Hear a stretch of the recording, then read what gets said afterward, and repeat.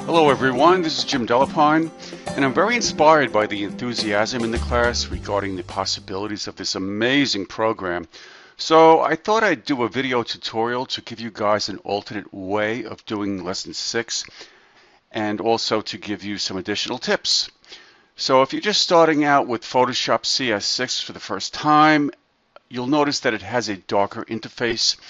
And Adobe gives you the option of selecting the lightness and darkness of your interface.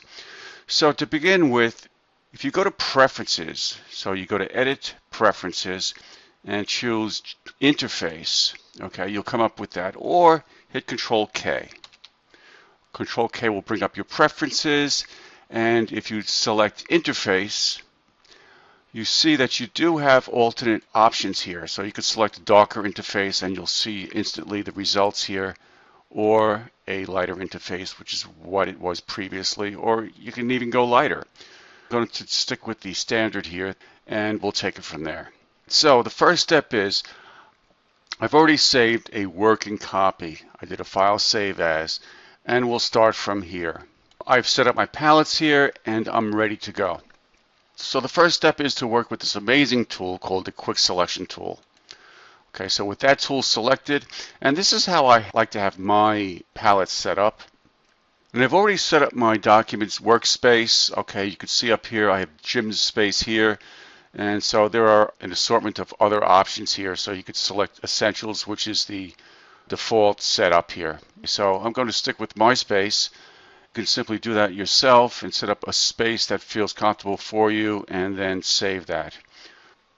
So what I'm going to do is, with the Quick Selection tool selected, they ask you, based on the tutorials, to select a 15 pixel brush with 100% hardness, okay, which I've already done.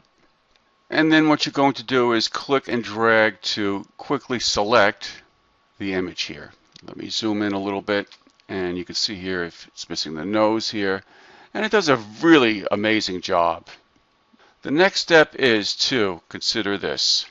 Based on the tutorial, I'm going to bring up my layers panel now, F7, and the next step they tell you to do is to click on the layer mask icon to create a layer mask. Okay, and with the background layer active, you can see that it actually cuts a hole through and creates a mask that prevents the rest of this image from being seen. And then the next step they have you do is go to Window, Properties, and click on the Mask Edge button. So there's a much simpler way to do that, and you'll avoid two steps. You'll avoid going to the layer mask icon and clicking on that, and then going to the window drop-down menu to select properties. You'll very simply click on the Refine Edge button up here. Okay, once you have a selection active, you have the option of clicking on the Refine Edge button. That will not appear unless there's a selection. So if you click on the Refine Edge button, you'll get the Refine Edge window pop up, and you've saved those two steps. So with the Refine Edge settings dialog box open, we're going to do the following. First of all, you have different viewing modes to view your selection in. Now keep in mind, this is going to refine the edge of a selection. That's what this is all about. So you have different viewing modes here. You can click on the drop-down menu here and select on white, black and white. We'll stick with black and white. We're going to type in the settings here based on the tutorial. All right, so they want a smoothness slider of 15. I'm hitting tab to go down to the feather option, which they don't indicate as having any. And in contrast, we're going to type in 40, and the shift edge will be -8.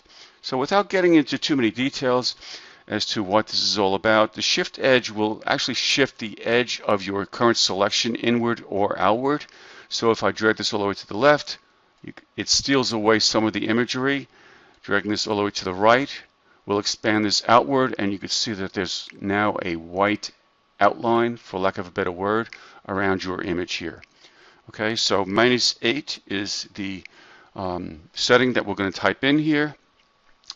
And now the next step is to work with Refine Radius tool. So I'm going to zoom in by holding down my space bar and control key and clicking and dragging inward Around the lips and nose, you'll notice some white of the background area.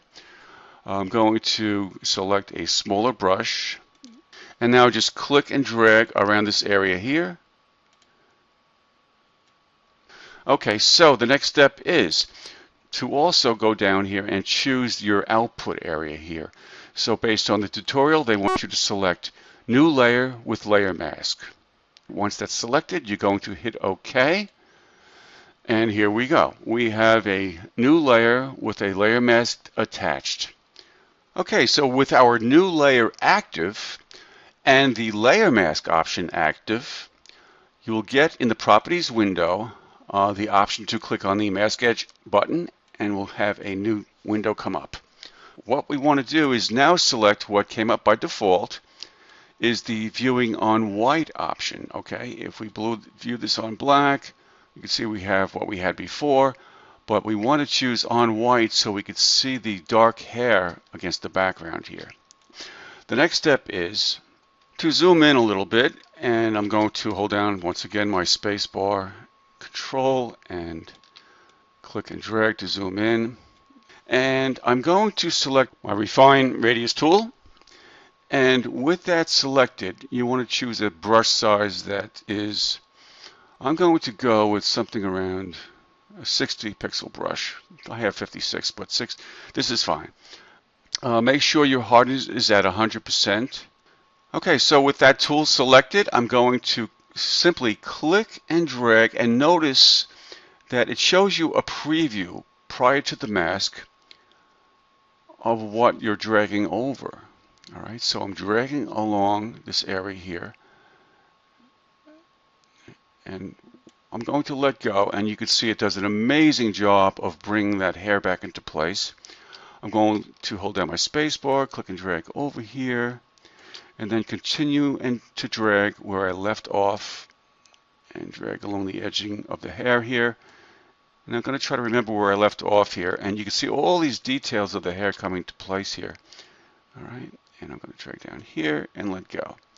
So that does quite an amazing job. Let me hide my layers panel here, and you can see here that you've got all these fine hairs. So the next step is to select Erase Refinements tool. So what this does will basically undo what you did before to a certain degree. So you just need to be a little careful. So I see an area here that picked up a little bit of the background. So I'm going to click and drag along that area there, and that kind of eliminates that. And as you go around here, I'm clicking and dragging, holding down my space bar. I see that everything else looks really good. So the next step is to select the Decontaminate Colors option, and we'll stick with that. So decontaminating colors also, if you drag this slider forward a little bit, it will bring some of the hair that was kind of erased, for lack of a better word. We'll bring that into play here. So if I go back to where it was before, this is before and then after. So you can see all this hair darkening up.